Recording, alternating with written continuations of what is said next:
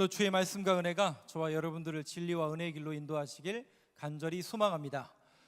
오늘은 21장을 통해서 무슨 지파에 대해서 얘기할 것 같은가요? 네? 오늘은 레위 지파에 대한 이야기입니다. 우리가 지난주에는 에브라임 지파, 요셉 지파에는 두 지파가 있다고 그랬잖아요. 에브라임과 므낫세, 그 중에 핵심이 되는 에브라임 지파. 이게 여러분, 제가 자꾸 어떤 단어나 어떤 사람의 이름에 대해서 집착하고 말씀을 계속 드리는 이유가 있어요.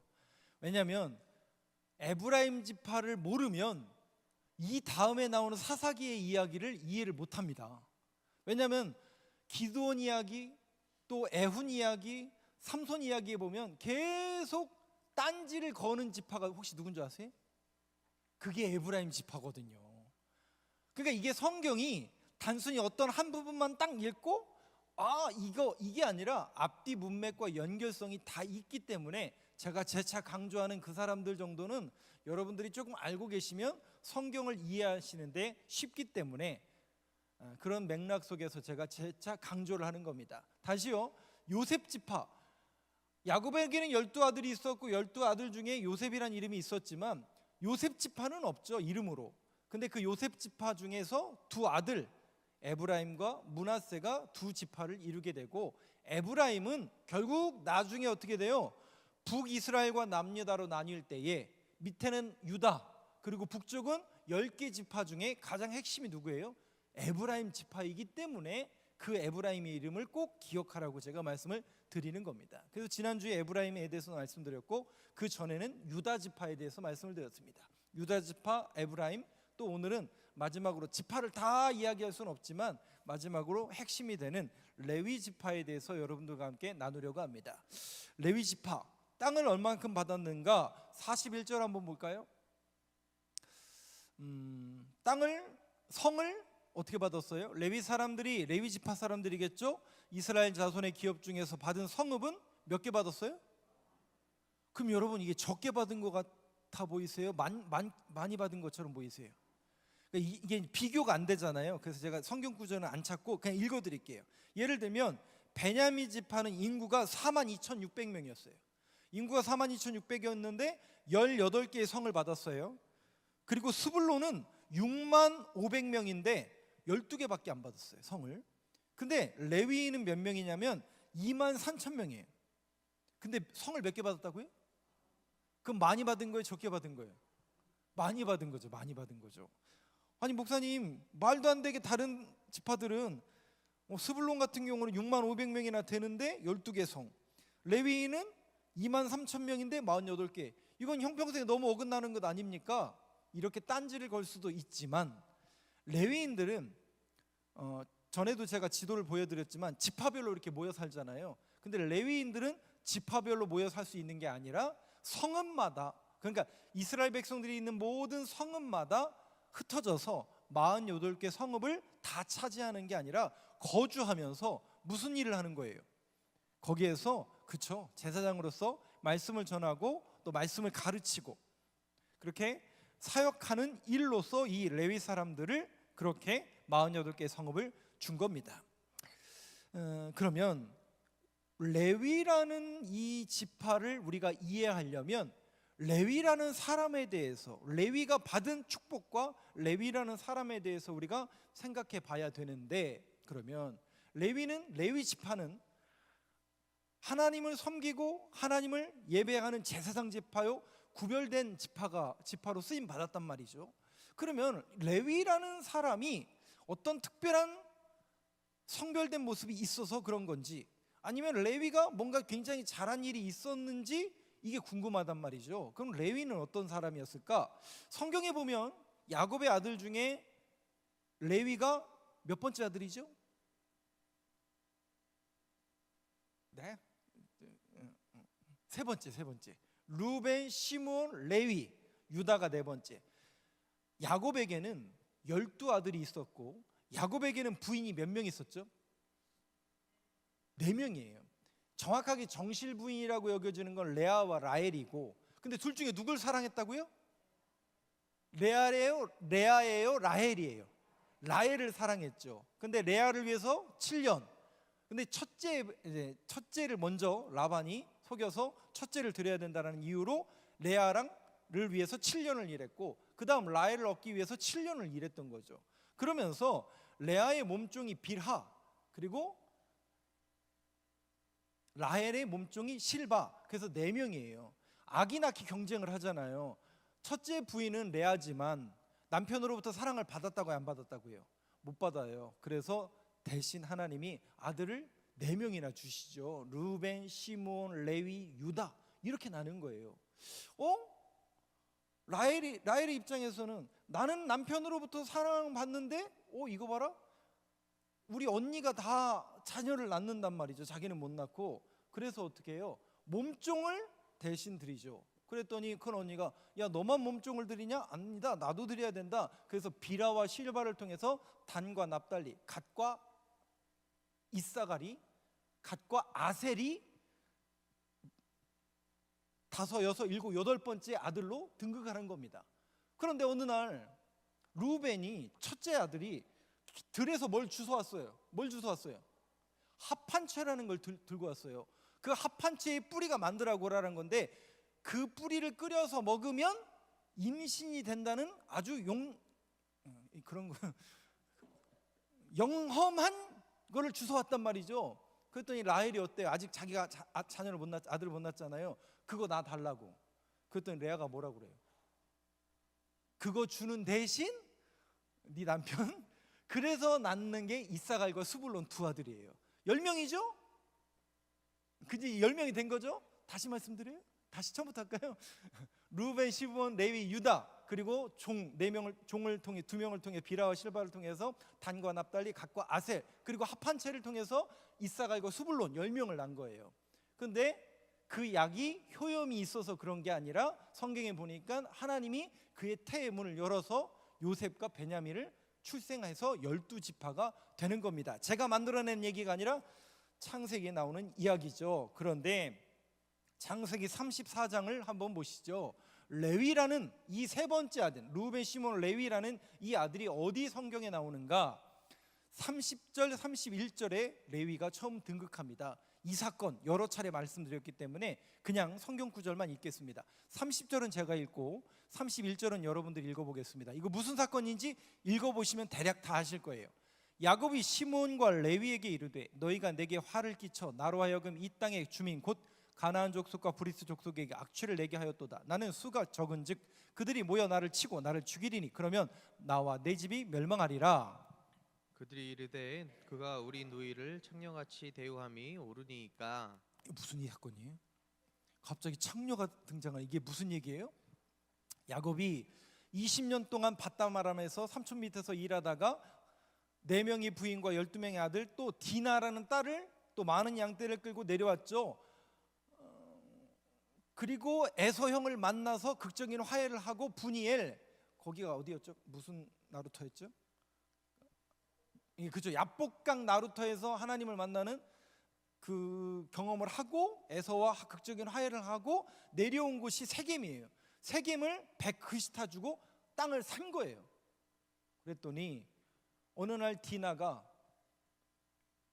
시내 구경하러 간 거죠. 시내 구경하러 갔다가 누굴 만나요? 그 세겜성의 주인이 하몰이라는 사람의 아들 세겜이에요. 거기도 이름이 세겜이에요. 그러니까 하몰이라는 사람이 그 동네 추장이었고 그의 아들이 세겜이라는 아들이 눈에 누가 들은 거예요? 디나가 눈이 들어서. 그래서 어떻게 해요? 욕보였다라고 생각해서 이 30절 한번 보여주세요. 여기 처음 레위라는 이름이 등장하는데 이 사건의 연루가 되죠. 시므온과 레위가 또 다른 형제들과 함께 무슨 일을 주도한 거예요? 그 동네에 있는 모든 사람들에게 뭘 시켜요? 할례를 시키고 3일째 가장 아플 때에, 소위 말해서 무장해제가 됐을 때 남자들을 제거하고 노략물을, 거기 가서 그냥 사람만 죽인 게 아니라 세상에 그 물건들을 다 탈취해 온 거예요. 노략해 온 거예요. 이 일을 누가 했다고요? 시므온과 레위가 한 거예요. 레위가 이렇게 한 거예요. 이 사건을 야곱이 기억하고 있었을까요? 잊었을까요? 기억하고 있어요. 그래서 나중에 창세기 49장 한번 보세요. 여러분들이 한번 이 구절을 한번 읽어보면서 이게 축복인지 저주인지 한번 잘 보세요. 창세기 49장 5절부터 한번 볼게요. 무슨 얘기냐면 여기 이게 뭐냐면 나중에 이제 이스라엘 백성들이 아니 야곱과 그의 아들들이 요셉이 총리가 되고 거기로 가잖아요. 그리고 거기서 살다가 야곱이 죽기 직전에 하나하나 붙들면서 자녀들에게 축복의 기도를 해줘요. 요셉은 너의 담장 넘는 가지다 이렇게 축복해 주는데 시몬과 레위에게는 이렇게 축복합니다.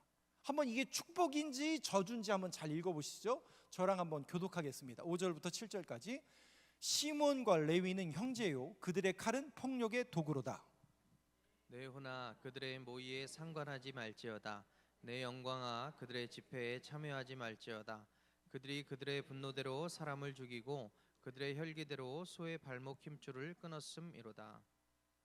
그 노여움이 혹독하니 저주를 받을 것이요 분기가 맹렬하니 저주를 받을 것이라. 내가 그들을 야곱 중에서 나누며 이스라엘 중에서 흩으리로다. 축복의 저주예요. 저주에 가깝죠. 아들을 축복해도 시원찮을 판에 시몬과 레위에 대해서 여러분 야곱이 어떻게 생각하고 있었던 거예요? 그러니까 그 사건을 잊었던 거예요? 마음에 두고 있었던 거예요? 마음에 두고 있었던 거죠. 근데 여러분 야곱이라는 사람이 보통 내기가 아니잖아요. 야곱이라는 사람이 보통 내기가 아니잖아요. 아까 목사님 그 위에 아까 우리 처음에 봤던 창세기 33장을 한번 보여주시겠어요? 34장 30절 34장 30절. 네. 여기 한번 잘 보세요. 야곱이 시몬과 레위에게 말할 때 한번 그 뉘앙스를 한번 잘 보세요. 제가 의도하는 바가 있어요. 저는 이제 그만 저 사진에서 저는 그만 보시고 저 성경 구절 한번 유심히 한번 보세요. 제가 뭘 의도하고 있는지. 야곱의 한번 그 이런 표현 써서 죄송해요. 얼마나 이 사람이 자기 주도적이고 그 얍삽한 저 이런 표현 써도 되나요? 이제를 그대로 드러나는 구절을 한번 잘 보세요. 내게 화를 끼쳐 나로 하여금 내 주민 내게 하였도다. 나는 수가 적은즉 그들이 모여 나를 치고 나를 죽이리니 나와. 여러분 야곱이 어떤 사람이에요? 야곱이 어떤 사람이에요? 지밖에 몰라요. 그쵸? 그쵸? 야곱의 성격이 그대로 드러나는 거예요. 야곱은요 자기 아들들이 어떤 마음을 가졌는지 관심 없어요. 자기 아내들이 어떻게 나를 생각하는지 관심 없어요. 야곱은 항상 누구예요? 나요, 나. 내 거, 나. 시몬과 레위가 왜 그런 일을 벌였는지 관심 없어요. 내 생명이 중요하고 모든 주관이 나예요, 나. 어떻습니까, 여러분? 야곱의 모습. 근데 그 야곱의 모습을 통해서 누구를 계속 비춰주고 투영하고 있냐면 실상은 우리의 모습일 수도 있어요. 저도 마찬가지고 여러분도 마찬가지고 우주의 중심이 하나님이라고요? 말은 그렇게 하시는 분들도 많이 있지만 모든 세상의 중심은 나로부터 자야 되는 거 아니에요? 일단 내가 잘 돼야 되는 거 아니에요? 목사인 내가 잘 돼야 되고 우리 교회가 잘 돼야 되는 거 아니에요? 여러분 그런데 항상 이 성경 구절과 이런 맥락 속에서 우리가 깨우쳐야 되는 것은 아닙니다. 내가 중요한 게 아니라 하나님의 뜻이 중요한 거죠. 지금 이 사건을 통해서 하나님은 뭐라고 말씀하시는가? 이 일을 통해서 하나님은 어떤 걸 계획하고 있는지 이게 중요한 건데 하나님 도대체 왜 이런 일이 우리에게 벌어진 거죠? 하나님 왜 이 고통이 나에게 임한 거죠? 하나님의 뜻이 무엇인지를 아는 게 중요한 거예요. 여러분 이 사건을 통해서 결국 하나님이 어디로 그들을 이끄는 거예요? 베델로 이끄시잖아요. 그죠? 왜? 네가 있어야 될 자리는 세김이 아니고 약속의 자녀여 약속을 맺었던 네가 20년 전에 나랑 약속을 맺었던 거기로 네가 분명히 나와 약속하지 않았느냐. 하나님께서 그걸 상기시키기 위해서 베델로 이끄는 거잖아요. 그런데 아직도 야곱은 이 인생 말년에서 시몬과 레위를 아직도 잃어버리지 못해요. 이때 이 감정이 창세기 49장에서 축복할 때도 축복을 하는 게 아니라 오히려 저주를 하고 있다고요. 그 마지막 구절 한번 보실까요? 49장 7절. 근데 여러분 성경이 제가 왜 이 구절을 다시 보여드리냐면 지난번에 요셉에 대해서 말씀드릴 때도 이 얘기한 거예요. 그 말씀 그대로 돼요. 그래서 말씀을 드리는 거예요. 레위의 인생이 이렇게 된다고요. 시몬과 레위의 인생이 이스라엘 중에서 흩어지고 말아요. 제가 오늘은 지도를 안 보여드렸는데 시몬 지파가 부여받은 땅이 맨 밑에 땅이에요. 네게부 사막 땅이에요. 결국 시몬이라는 지파는 전부 흩어져요. 그리고 역사에 등장을 하지 않아요. 시몬 지파는 누구만 남냐면 레위 지파만 남아요. 그래서 레위 지파가 이 약속대로 어떻게 보면 야곱의 축복대로 흩어지는 게 아니라 야곱의 저주 때문에 흩어지고 맙니다. 그럼 여러분 생각해 보세요. 레위 지파가 왜 하나님 앞에 구별되었을까? 레위 지파가 어떤 특별하게 잘났고 야곱으로부터 축복받아서 레위 지파가 아니라는 것을 우리는 알 수 있는 거죠. 그런데 한 가지 구절을 통해서 우리가 유추해 볼 수 있는 구절이 신명기에 등장을 합니다. 이 신명기 레위 지파에 대해서 언급한 구절이 있어요. 33장을 한번 보여주시죠. 8절과 9절 말씀. 이거는 조금 해석이 필요하기 때문에 같이 읽고 제가 말씀을 드리겠습니다. 8절만 여러분 목소리로 같이 읽어보겠습니다. 시작. 레위에 대해서는 일렀으니 주의 둠밈과 우림이 주의 경건한 자에게 있도다. 주께서 그를 마사에서 시험하시고 무리바 물가에서 그와 다투셨도다. 잘 보세요 여러분. 8절 다시 보여주세요. 일단 설명을 할게요. 레위 지파에 대해서 설명을 하는 거예요. 이게 지금 어디에 본문이? 신명기잖아요. 그럼 신명기 배경은 뭐예요? 가나안 땅에 들어가기 전에 모세가 하는 얘기예요. 모세의 입을 통해서 모세가 지금까지 40년 동안 출애굽해서 이 레위 지파랑 같이 살아보니까 아하, 레위 지파는 이러이러한 사람입니다라고 모세가 얘기하는 거예요. 모세가 레위 지파에 대해서 뭐라고 얘기냐면 레위에 대하여 이르렀을 때 주의 둠밈과 우림, 이거 뭐예요? 우림과 둠밈이라고 하죠. 우리가 보통 둠밈과 우림, 이거 뭐예요? 이게 제사장들이 옷을 입어요. 원래 제사장의 의복에 보면 하얀색 소복을 먼저 입어요. 그게 속옷이기도 하고 원피스를 먼저 입어요. 그리고 파랑색 앞 뒤를 가리는 옷을 입어요. 그리고 그 위에다가 에봇이라는 것을, 그러니까 이거 있죠, 여기다 끈 달려가지고 뒤다 묶는 거, 앞치마 같은 거, 그거예요. 그게 에봇이에요. 그 에봇 위에는 흉패라는 보석, 12지파를 상징하는 보석을 붙이고 그 흉패 안에는 이 손으로 집어넣으면 두 개의 조약돌 같은 게 있었대요. 그게 우림과 둠밈이에요. 하나는 흰색이고 하나는 검은색이었을 거예요. 빛과 완전함을 상하는, 여기는 둠밈과 우림이라고 표현했는데 우림과 둠밈, 우림이 빛이고 둠밈이 검은색인 어둠을 말하는 거예요. 빛과 완전함을 말하는. 이거는 하나님의 뜻을 물을 때 제사장이 쓰는 물건이라고요. 우림과 둠밈이 주의 경건한 자에게 있도다. 레위 지파 사람들을 뭐라고 얘기한다고요?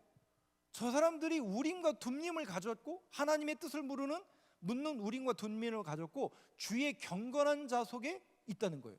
레위 지파를 지금 모세가 뭐라고 얘기한다고요? 경건한 자들이래. 아까 야곱은 어떻게 했어요? 흩어지리라 축복했다고요? 저주했다고요? 저주했는데 놀랍게도 레위는 경건한 자에 속한 사람들이에요. 근데 여기 보니까 주께서 그를 마사에서 시험하고 무리바 물가에서 그와 다투셨도다. 이게 물이 나오지 않는다고 반석을 2번 치고 아우성치는 백성들을 향해서 모세가 그들을 향해서 나무랬던, 하나님과 싸웠던, 다투었던 자리가 그래서 물을 나오게 했던 그 자리예요. 그러면 한번 보세요. 이때 레위 사람들은 일반 백성들처럼 아우성을 쳤다는 얘기일까요? 모세 편에 섰다는 얘기일까요?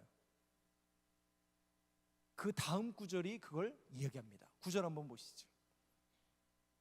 한번 같이 여러분 목소리 읽어보겠습니다. 시작. 그는 그의 부모에게 대하여 이르기를 내가 그들을 보지 못하였다 하며 그의 형제들을 인정하지 아니하며 그의 자녀를 알지 아니한 것은 주의 말씀을 준행하고 주의 언약을 지킴으로 말미암음이로다. 이건 또 무슨 말이래요? 그래서 제가 설명을 해드리고 있잖아요. 오늘 여러분 잘 오신 거예요. 정말 우리가 해석하기 어려운 부분이 이 신명기 33장 8절과 9절인데 그냥 읽으면 도대체 뭔 소리인지 하나도 몰라요. 그냥 읽어보세요. 그는 그의 부모에 대하여, 레위는 레위의 부모에 대하여 이르기를 내가 그들을 보지 못하였다며 그의 형제들을 인정하지 아니하며 그의 자녀들을 알지 아니한 것은 무슨 얘기예요 이게? 그러고서 나서 두 줄은 뭔 말인지 모르겠는데 마지막 줄 보니까 주의 말씀을 준행하고 주의 언약을 지킴으로 말미암은 거예요. 아니 주의 말씀을 준행하고 주의 언약을 지키면 부모에 대해서 알아봐야 돼요, 못 알아봐야 돼요? 형제들을 인정해야 돼요, 안 해야 돼요? 자녀들을 알아야 돼요, 몰라야 돼요? 아이러니잖아요. 이해가 안 되잖아요. 그래서 다시 말씀드리죠. 해석이 필요하다니까요. 결론은 주의 말씀을 준행하고 주의 언약을 지킨 게 누구라는 거예요? 레위이고, 그러므로 인해서 경건한 증거인데, 아까 마사, 무리바 다퉜다고 그랬잖아요. 이 구절을 이해하시려면 이 사건을 꼭 여러분들이 아셔야 돼요. 출애굽기 한번 보여주시죠. 32장 26절부터 28절. 여기 부모, 형제, 자녀를 알지 못했다라고 그랬어요. 그리고 여러분들이 쉬운 성경을 보면 뭐라고 했냐면 효도하지 아니했다라고 나와요. 그러면 막 더 해석하기가 어렵죠. 근데 출애굽기 32장 26절 혹시 준비가 됐나요? 추가 구절로 아까 제가 띄우라고 말씀드렸는데 그냥 설명해야 되나요? 출애굽기 32장 26절 28절이 뭐냐면, 여러분 기억나세요? 모세가 시내산에 올라가서 얼마 만에 내려와요? 40일 만에 내려와요. 내려왔더니 난리가 났어요, 안 났어요? 난리가 났죠. 왜요? 모세가 안 내려오니까 아론한테 나가가지고 야, 신을 보여줘라, 하나님 만들어달라. 그래서 난리가 난 거예요. 모세가 열 받았어요, 안 받았어요? 그래서 어떻게 했어요? 돌판을 깨서 그거 어떻게 해요? 갈아서 그들을 먹입니다. 그리고 모세가 명을 내려서 뭐라고 얘기하냐면 레위 사람들을 불러요. 자기 편에 서는 사람을 불러요. 그리고 거기에 가담한 사람들을 죽이는 일을 행합니다. 그 얘기예요. 26절부터 저하고 28절을 교독하겠습니다. 이에 모세가 진 문에 서서 이르되 누구든지 여호와의 편에 있는 자는 내게로 나아오라 하매 레위 자손이 다 모여 그에게로 가는지라. 넘겨주시죠. 모세가 그들에게 이르되 이스라엘의 하나님 여호와께서 이렇게 말씀하시기를 너희는 각각 허리에 칼을 차고 진 이문에서 저 문까지 왕래하며 각 사람이 그 형제를, 각 사람이 자기의 친구를, 각 사람이 자기의 이웃을 죽이라 하셨느니라. 아까 분명히 신명기 33장에서 맨 마지막 그 구절 맨 마지막 점에 하나님의 말씀을 준행하고 이행했다라고 그랬잖아요. 근데 그 앞에 뭐가 나왔다고요? 부모, 형제, 이웃을 따르지 아니했다고 그랬어요. 그게 뭐예요? 이 얘기예요. 이 음행한 사건들을 감앙할 때 부모 봐줬다는 얘기, 안 봐줬다는 얘기예요? 형제 봐줬다는 얘기, 안 봐줬다는 얘기예요? 이웃 봐줬다는 얘기, 안 봐줬다는 얘기예요? 오직 하나님의 말씀을 따르기 위해서 봐주지 않고 하나님의 뜻을 이룬 거예요. 누가요? 레위 지파 사람들이. 28절도 한번 볼까요? 넘겨주실까요? 레위 자손이 모세의 말대로 행하며 이날의 백성 중에 몇 명이나 죽어요? 3,000명 중에는 부모도 있고요, 형제도 있고요, 이웃도 있었던 거예요. 근데 안 봐줘요. 왜? 왜 안 봐줘요? 왜 안 봐줘요? 신명기 33장 9절 한번 보여주세요. 신명기 33장 9절. 아까 봤던 말씀. 그래서 이 출애굽기 32장에 있는 말씀처럼 부모에 대하여 이르기를 내가 그들을 보지 못하였다며 형제들을 인정하지 아니하며 그의 자녀를 알지 아니한 것은, 음행에 가당한 그 사람들 불쌍하죠. 그러나 봐주지 않은 거예요. 왜? 주의 말씀을 준행하고 주의 언약을 지키기 위해서 레위인들이 이렇게 행한 거예요. 놀랍지 않으세요? 놀랍지 않으세요? 그러면 레위인들이 어떻게 이렇게 경건한 사람으로 변할 수 있을까? 다른 거 없습니다. 잘 보세요. 이것은 효도를 하나, 이웃과 관계가 좋아야 되나, 이걸 얘기하는 본문이 아니에요. 하나님의 말씀을 따르고 있는지, 하나님의 언약을 지키고 있는지가 중요한 맥락이라는 거예요. 그러면 레위 사람들이 비록 아버지로부터 축복받지는 못했지만 그의 인생의 시작들이 어떻게 보면 저주요, 남을 죽이는 그런 어떻게 보면 암울한 인생이었을지 모르지만 그들이 어떻게 했다고요? 이후에 하나님의 말씀을 준행하고 주의 언약을 지키는 사람들로서 쓰임 받고 있는 거예요. 그러고 나니까 그 사람들을 뭐라고 얘기한다고요? 모세가 경건한 사람이라고 여겨주고 있다라는 거예요. 여러분, 이 모습 속에서 결국 왜 레위인일까? 성경은 거기에서 하나님이 왜 레위인인지에 대해서 정확하게 이거다라고 얘기하지 않아요. 우리가 유추하고 있는 것뿐이에요. 그러나 이 레위의 모습을 통해서 우리가 본받을 수 있는 건 뭡니까? 그런 저주스러운 운명 속에서 자랄 수밖에 없었지만, 흩어질 수밖에 없는 그런 운명을 맞이한 사람일지 모르지만, 결국 그가 하나님의 말씀을 준행하고 하나님의 말씀을 따르는 사람으로 하나님을 섬기고 하나님 편에 섰을 때, 아까 출애굽기 32장에 보면 모세가 그러잖아요. 여호와의 편에 선 자는 이리 와라. 제가 영적인 전쟁을 노선이라고 그랬잖아요. 전선이라고 그랬잖아요. 하나님의 편에 설 것인가? 세상의 편에 설 것인가? 우리는 그 선택의 순간 속에 늘 놓여 있다라는 거죠. 그 선택 속에서 하나님은, 성경은 우리에게 뭘 얘기하는 겁니까? 여호와의 편에 설 자가 누구인가? 여호와의 편에 서는 자, 경건한 자는 하나님의 말씀을 준행하고 그의 언약을 지키는 자가 그러한 경건한 자요 하나님의 편에 서는 사람이라는 것이죠. 그렇다면 마지막으로 레위라는 이 사람의 모습이 어디에 언급이 되냐면 히브리서의 신약 성경에 언급이 됩니다. 그러면 레위라는 이 자손의 그림이 우리가 신약 시대를 살아가는 우리들에게는 어떤 모습으로 비춰져야 될 것인가? 다는 안 읽고요. 히브리서 7장을 볼 건데 10절부터 한번 보여주세요. 10절. 히브리서 다는 못 볼 것 같고 10절, 11절만 보여주세요. 10절, 11절. 자, 이것도 설명이 좀 필요하기 때문에 끊어서 읽어보겠습니다. 한번 10절 여러분 목소리로 같이 읽어보겠습니다. 시작. 이는 멜기세덱이 아브라함을 만날 때에 레위는 이미 자기 조상의 허리에 있었습니다. 멜기세덱과 레위인이 나와요. 레위인은 이후에 제사장 계열이 되죠. 그래서 제사장 계열이 되어서 아론의 반차에 의해서, 반차라는 것은 순서라는 뜻이에요. 아론의 반차와 계열과 순서에 의해서 대제사장은 아론의 후손 레위인들이 하게 되어 있어요. 그런데 여러분 생각해 보세요. 그 아론의 후손들은 영원한 겁니까? 한 사람이 죽으면 또 다른 사람이 이어받는 겁니까? 한 사람이 영원할 수 없단 말이죠. 그죠? 영원한 게 아니에요. 그런데 여기 히브리서 7장에는 영원한 대제사장을 얘기해요. 그 영원한 대제사장이 누구냐? 놀랍게도 멜기세덱이라는 거예요.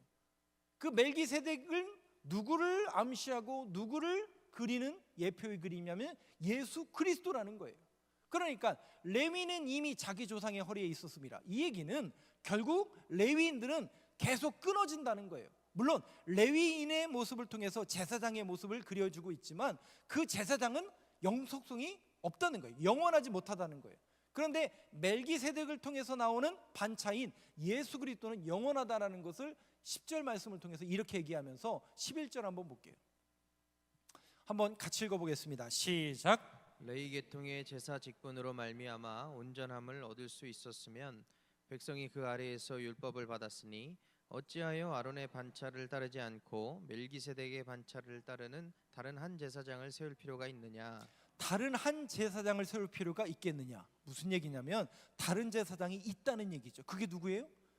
멜기세덱, 영원한 연속성이 있는 그 영원한 대제사장이 바로 예수 그리스도라는 것을 여기서 암시하고 있는 겁니다. 결국 이 레위 지파라는 것은 예수 그리스도를 보여주기 위한 그런 순서와 연속성과 그 그림자로서 레위 지파가 신약 성경에 등장하는 것을 볼 수가 있습니다. 사랑하는 성도 여러분, 제가 오늘 말씀의 결론을 내면서 그런 생각을 해봤어요.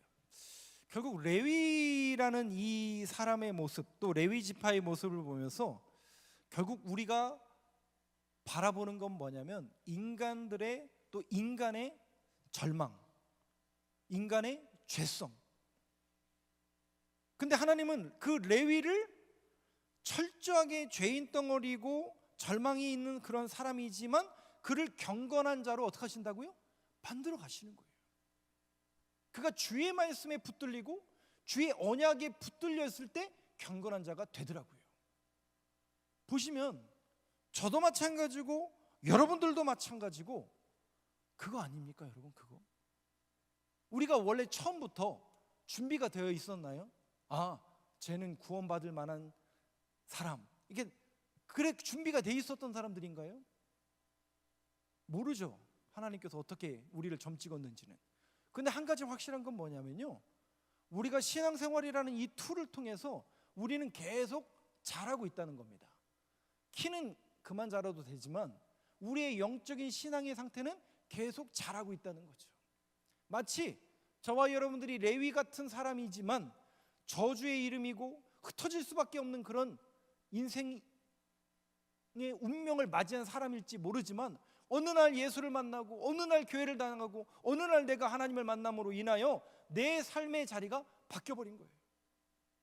그래서 우리는 그때부터 이후로 예수를 따르고 그분의 말씀을 따르고 그의 말씀을 따르는 신앙생활을 함으로써 점차 어떤 사람이 되어져 가고 있는 거예요?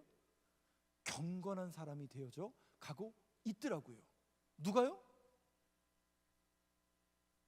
제가 이 말씀을 준비하면서 제 개인적인 고백을 좀 할게요. 그냥 한번 생각을 해보세요. 제가 얼마 전에도 우리 모 장로, 이름을 거론하면 안 되기 때문에 우리 교인 중에 있고 이 자리에 있기 때문에 모 장로님하고 그 모 장로님의 친구를 만나러 간 적이 있었어요.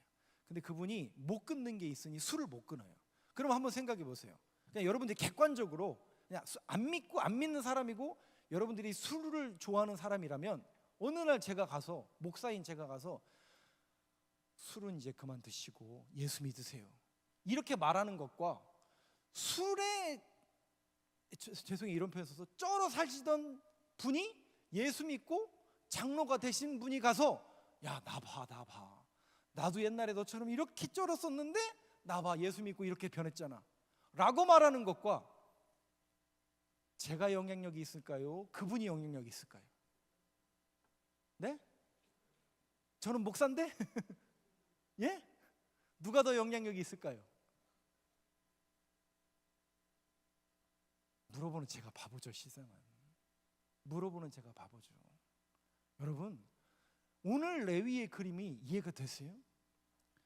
우리도 결국은 그런 사람들이었어요. 그래서 제가 제 개인적인 고백을 한다고 그랬잖아요. 생각해 보세요, 여러분. 제가 이제 담임자가 된 지 한 1년 조금 더 됐어요. 그러면 제가 담임자가 될 만한 능력이 있어서 담임이 됐을까요? 천만의 말씀, 만만의 말씀, 여러분 속으신 거예요. 저는 그럴 만한 능력이 없는 사람이에요. 그러면 내려와라, 그럴 순 없어요. 왜 그런 줄 아세요? 왜 그런 줄 아세요? 저는 그럴 만한 능력이 없었던 사람이에요.